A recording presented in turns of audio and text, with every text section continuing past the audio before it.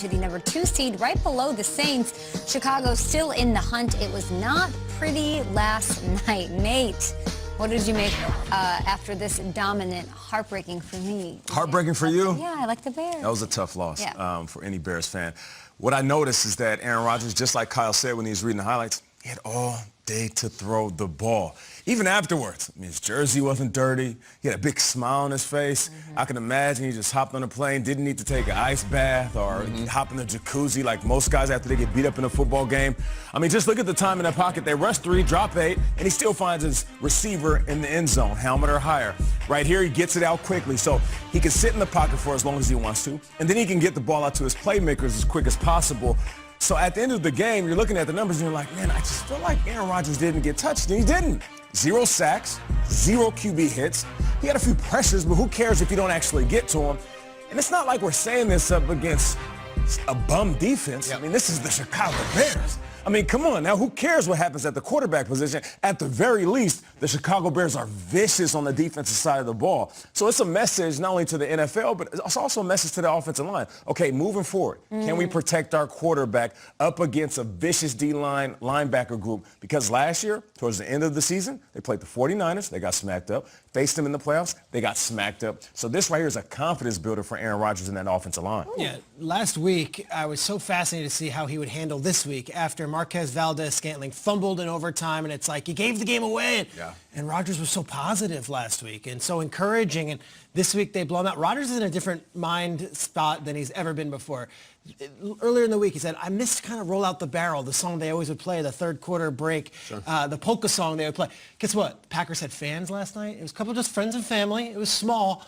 But Lambeau started to feel like Lambeau a little bit, and they played Roll Out the Barrel. They played Jump Around. There was sort of that. Now you get to the playoffs. Look, they've already beaten the Saints with Drew Brees. They've already beaten them. They are going to be home in some cold weather in the playoffs, which is significant, and Rodgers as dialed in as he's ever been. LaFleur said he should be getting MVP talk.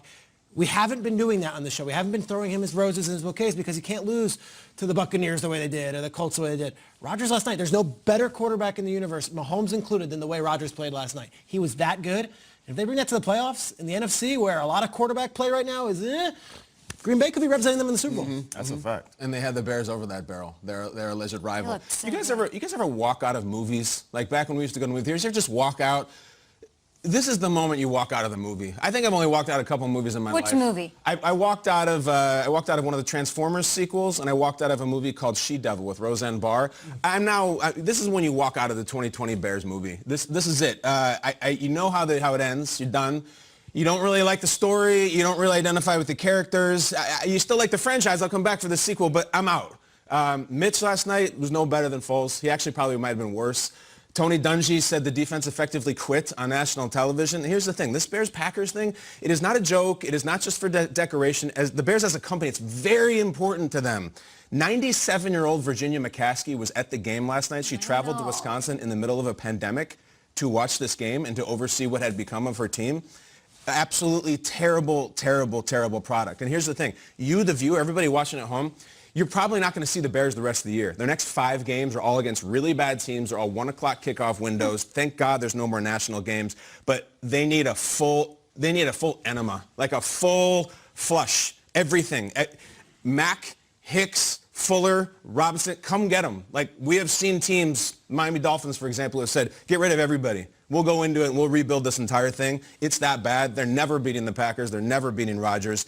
All of that thing on national television might be a good thing, but it's going to take a couple of years. I think they need a full control alt-delete. You got to walk out of this movie. Offense is offense, and Hicks wasn't playing. Was this part of that? They did not show up, or the Packers played that well. Yeah, I'm not taking anything away from Aaron. Yeah, no, I hear you. No, that's not he's what you're dealing saying. to Allen. He's dealing to Marseille. Look, he's dealing right now. To Peter's point, if you don't get to Aaron Rodgers, he's the best quarterback in football. Like, yeah, we can tell you that Pat Mahomes or Patrick Mahomes is the man, but if you give Aaron Rodgers all day to throw, he is the best quarterback in football. So that right there was the problem. Is that they 40 points on the Bears defense. That is, I mean, anybody. In 3 quarters. It was in 41-10. I mean, they kind of let off the dogs in the 4th quarter.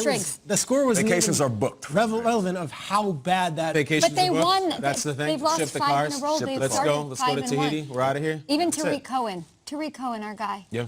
tweeting during the game, because he obviously wasn't playing in this one. He tweeted, I think we have to blur some of this out probably, thought if I didn't watch, we would play better. Even he, watching along, does not, he's not nonplussed by this. Anthony Miller tweeted after the game that Bleep is embarrassing. Yep. That's one of the players in the game. Right away, is embarrassing. And it is. Like, it's such a negative story to start the week, but I think we had to address that because it was really that bad. And the Packers maybe are we done talking Bears for the rest of the season? That's it. Yeah, that's it. We'll see you next year. Okay. Are we done talking Nagy and how much, we're putting on him? Because that's going to be a conversation we're going to have